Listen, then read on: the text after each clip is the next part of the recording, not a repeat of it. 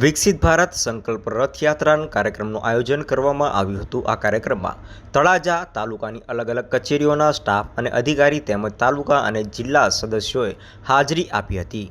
વિકસિત ભારત સંકલ્પ રથયાત્રા કાર્યક્રમ દ્વારા વંચિત વર્ગને મળવાપાત્ર લાભની માહિતી આપવામાં આવી હતી, જેમાં આયુષ્યમાન ભારત યોજના, ગરીબ કલ્યાણ અન્ન યોજના, પ્રધાનમંત્રી આવાસ યોજના, પ્રધાનમંત્રી કિસાન સન્માન યોજના, પ્રધાનમંત્રી પોષણ અભિયાન, હર ઘર જળ, જળ જીવન મિશન વિશે માહિતી આપવામાં આવી સાથે તમામ લાભાર્થીઓને સન્માનિત કરવામાં આવ્યા હતા, તેમજ વિવિધ સામાજિક સેવાઓના સ્ટોલ ઊભા કરવામાં આવ્યા હતા।